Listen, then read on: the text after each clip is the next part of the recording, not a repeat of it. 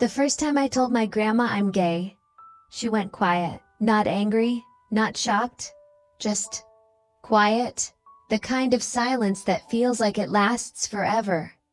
Like the air itself stops moving. I remember every detail. The sound of the clock ticking behind me. The smell of her tea, jasmine and honey. The way her hands trembled just slightly as she set her cup down. And in that silence, I thought I'd made the biggest mistake of my life. Because my grandma was everything to me.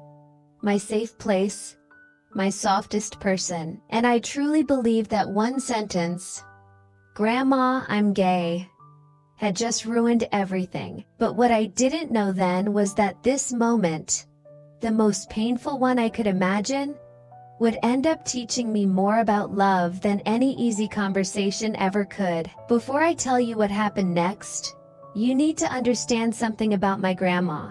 She was the kind of woman who believed in family, faith, and kindness. In that order. She'd wake up at dawn to water her plants, hum church songs while cooking breakfast, and make sure no one ever left her house hungry or sad. She was love, personified. But she was also from another time.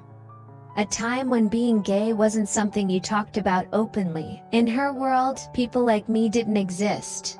Or at least, not out loud. So for years, I hid this part of myself from her. I told myself it was to protect her. That she didn't need to know. That it would only confuse her. But the truth is, I was protecting myself from the possibility of her disappointment. I had told everyone else already. My friends, my parents, even my younger brother. But telling her felt different. Because she wasn't just family. She was home. And I couldn't bear the thought of losing that. Every time I visited her, I'd think about it. I'd watch her laugh. Her eyes crinkling with warmth. And I'd think, maybe she doesn't need to know. Maybe it's okay if I just keep this one secret. But every time I hugged her goodbye, I felt this ache. The kind that whispers, "She loves you, but she doesn't know you." And that ache grew until I couldn't carry it anymore. It happened one Sunday afternoon. I'd gone to her house for lunch, like I always did. She'd made her famous chicken soup and sweet rolls. The house smelled like warmth and nostalgia. We were sitting at the table, talking about nothing. Just small things. Her garden, my work, how she still thought I needed to eat more. And somewhere between the laughter and the small talk, I felt it rise in my throat. That truth I'd been swallowing for years. She noticed the change in me immediately, her brow furrowed. "Sweetheart, you look nervous. What's wrong?" That was my moment. I looked at her. Really looked at her. And realized that I couldn't keep pretending anymore. My voice shook, but I said it anyway. "Grandma, I need to tell you something. I'm gay." The words felt heavy but also freeing. Like taking a breath after holding it too long. Her smile faded. She blinked slowly. Like her brain was trying to translate what she'd just heard. And then silence. The kind that makes every second feel like a lifetime. She didn't say a word. She just stared down at her cup. The tea swirling slowly. I could feel my heart pounding so loud I thought it might fill the room. I wanted to take it back. To say, "Forget it." I didn't mean it, but it was too late. I had said the truth. And now we were both sitting in it. Finally, after what felt like forever, she spoke. "I don't understand," she said softly. Her voice wasn't angry, it wasn't harsh, it was lost. And that hurt more than anything.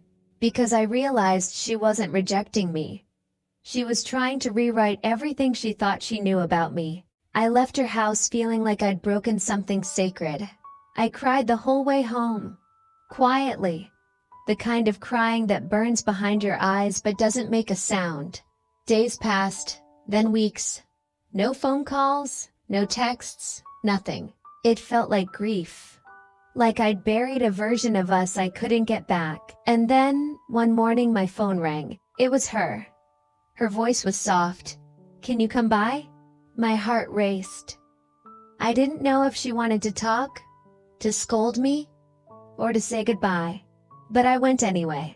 When I arrived, she was sitting on the porch, her favorite blanket around her shoulders. She looked older somehow, tired maybe. Next to her, on the little wooden table, was a box. She motioned for me to sit. "I want to show you something," she said. Inside the box were old letters, neatly folded, yellowed with age. I picked one up carefully. The handwriting was hers. She smiled faintly. "Those are from when I was your age." I started reading one. It was addressed to someone named Ruth, and it wasn't just a letter. It was love. Soft, shy, overflowing love. Words like "I miss you" and "you make the world feel less lonely." I looked up at her, stunned. She was staring out at the garden. "She was my best friend," she said quietly. "We were close. Too close," my mother said.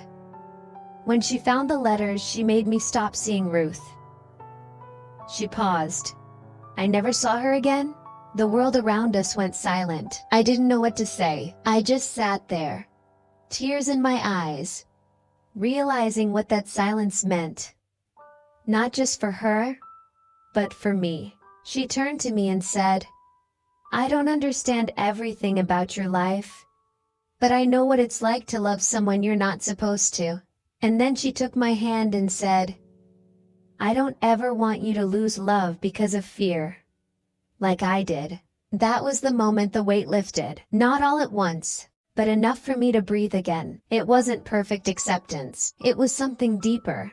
Recognition. And sometimes that's even more powerful. Before that day, I thought love had limits. That people's capacity to love me depended on how much they understood me. After that day, I learned that love isn't about understanding.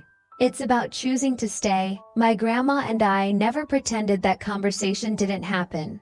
It changed us. She asked questions, sometimes clumsy, sometimes beautiful. She'd say things like, "So, do you have someone special?"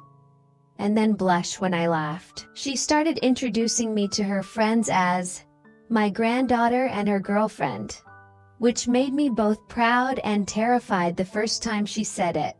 But she said it with pride. Over time, that silence between us turned into something else. Into effort, into growth, into love that stretched itself to fit who I really was. And I think that's what this whole coming out journey is about. Not just finding the courage to tell the truth, but allowing love to evolve around that truth. Before, I thought my story would end in heartbreak. After, I realized it was a beginning. One that connected us in a way I never imagined possible.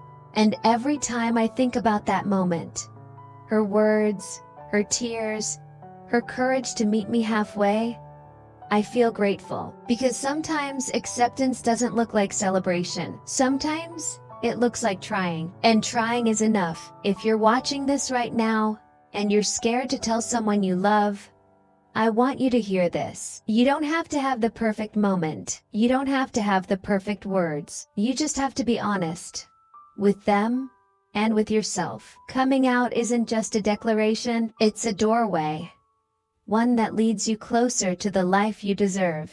And yes, it can be painful. Sometimes people need time. Sometimes they react with confusion before they react with love. But love has a way of finding its way back to the truth. My grandma taught me that. She didn't understand me right away, but she never stopped trying. And over time, her effort became acceptance. And her acceptance became pride.